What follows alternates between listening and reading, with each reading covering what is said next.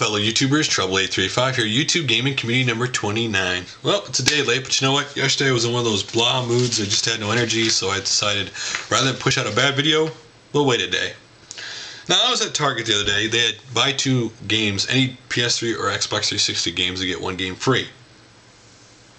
The reason why I was there was because every year around this time I always talk about all these games I want to get or like to get that I can't get. And my wife goes and maybe gets 1 or 2 for me for Christmas or my birthday.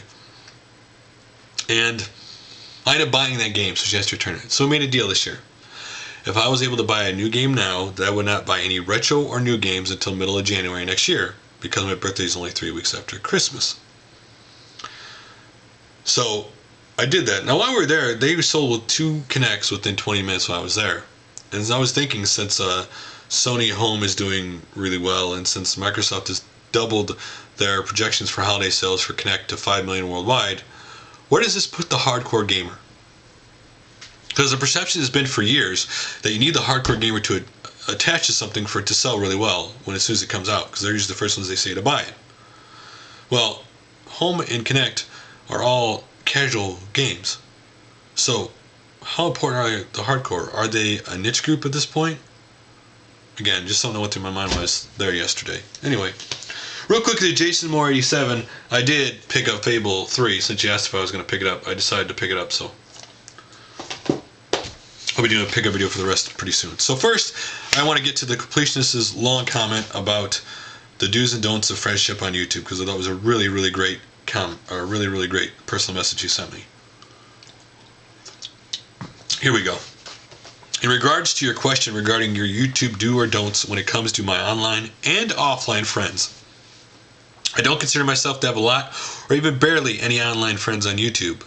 The only online friends I have are people on my gaming forum that I have known for the last 4 years. Our gaming forum, as small and exclusive as we are a very close-knit community in which we know each other by our first names and even our personal lives.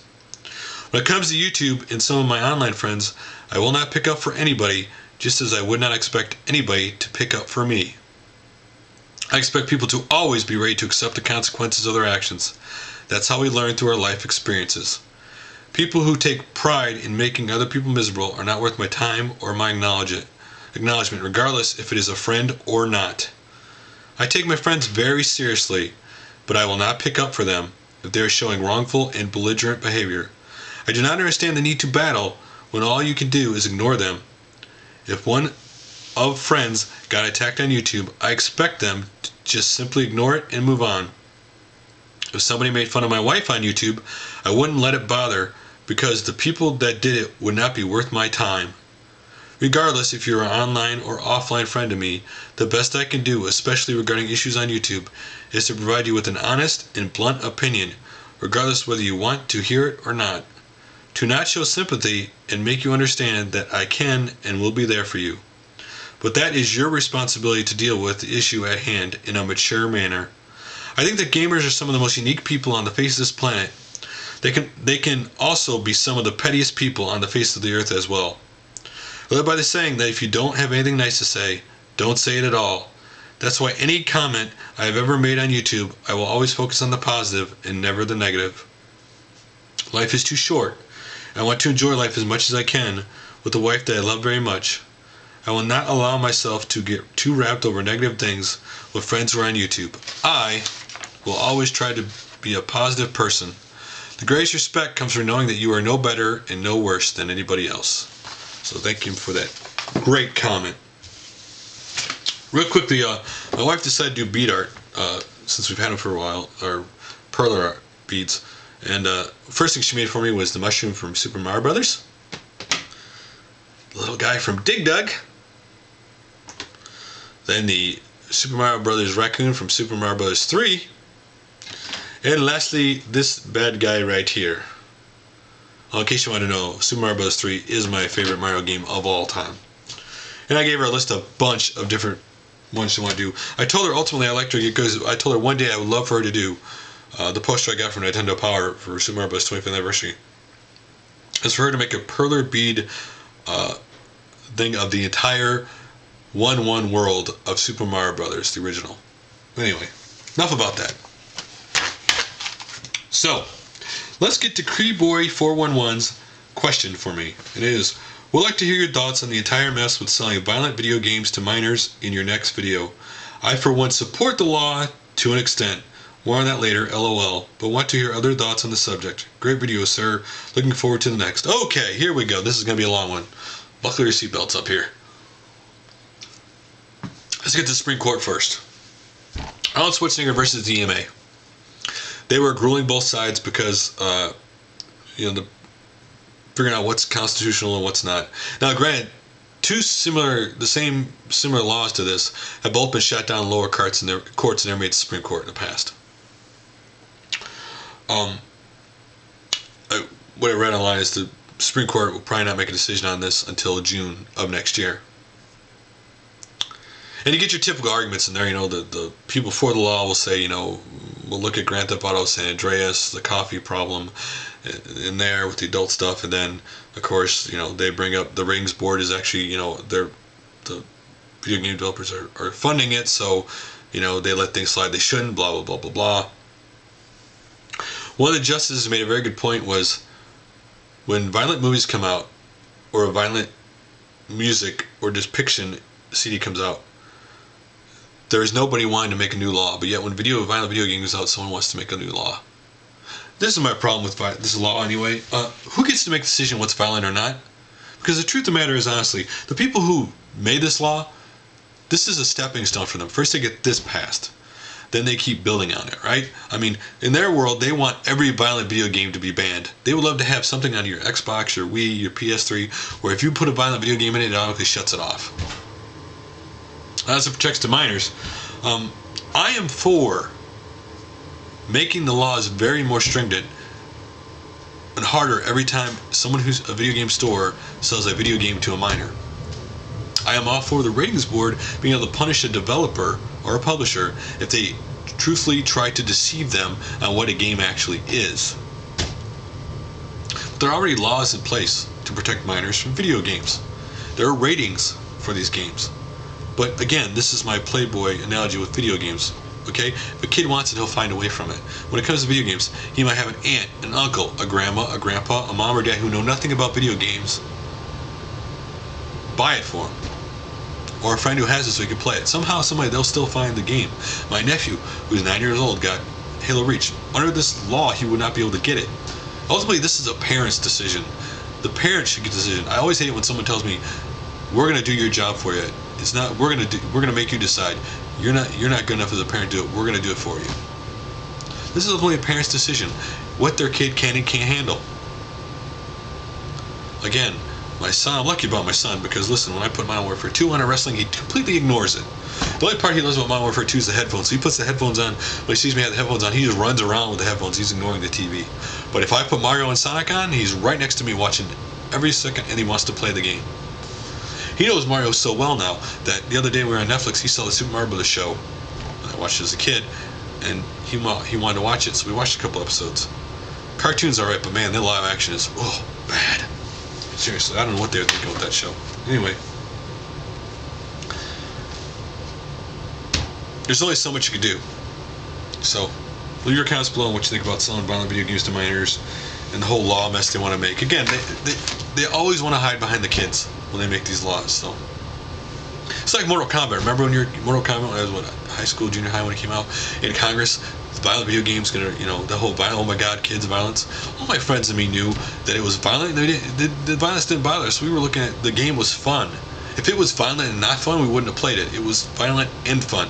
The over-the-top blood, kind of made it cool to kill your best friend when you're playing, make it competitive for you. Anyway, so Steve Benway's comment on autoplay, which I was blown away about all the comments on autoplay, by the way. First of all, that video to date has 409 views on it. Now, if I'd commented to everything because I was, didn't have time, it probably would have got more views. And I hated it, by the way. Every time I clicked on something on my channel and it played, I hated myself. I hated autoplay. I hate autoplay. Here's a question for partners, by the way. Does YouTube make you put your videos on autoplay when your partner, or if your videos gets picked for revenue sharing, does it automatically put on autoplay? I was just curious because every partner I went to, their videos are on autoplay. So So Steve Benway's question was, I greatly dislike the autoplay feature. Quite often I'm using a mobile broadband on my laptop, which has very limited bandwidth and a data cap. So the last thing I want is a video loading when all I want is to check out the text details on a channel. That and have some noisy pieces of backing music start blasting when all you want to do is check out the channel of someone who subbed you. It certainly doesn't discourage me to sub back. And next up, I'm going to read Crow111's comment about the his friend's comment I read last video. And Crow111's comment was, regarding friends question, I responded to, I didn't realize it was referring to the YouTube friends list. I usually get these requests all the time, then I'll just check the channel briefly, except if it's not annoying, and as a result I have tons of people in the friends list I actually don't know. I just keep adding people because I have no idea what the actual purpose of this list is supposed to be. It's actually pretty pointless to friend someone and then not sub to them. His autoplay comment was, the autoplay feature when you go to someone's channel is actually pretty annoying.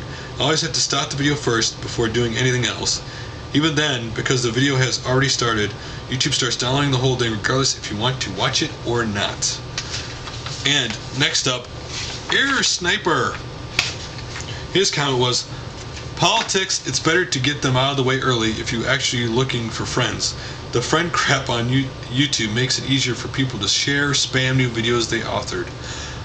Also, some seem to think that mass friending may encourage people to sub while vetting your channel. It's a poor strategy employed by inexperienced people. Autoplay is great. People can easily pause the video before it starts, cry more, and all that. Now, I have so many comments on this. I will be reading them throughout several videos, just like I have more comments on the friends, do's and don'ts of friends on YouTube. So, videos you may want to check out this time. Narox's YouTuber of the Week, which was Biff's gaming videos. I love his arcade board games. Narox and him had things. They're both getting close to 2,000. Whoever got to 2,000 first, the other person have to shout them out. So, Biff's gaming videos got there first. Boy411 had PlayStation Underground PS1 Tomba 2 preview, so if you've never seen PlayStation Underground before. A Superdeadite Sharp Twin Famicom 3D system, really cool, he takes it out of the box. Next up is Viper 29, I don't know what the visor is, Viper 29.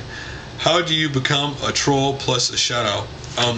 He does a really good job about describing a friend he had who turned a troll. And his, about why did he do this. The last 2 minutes he shouts out some channel. I can't remember the name of it now. I should know that channel.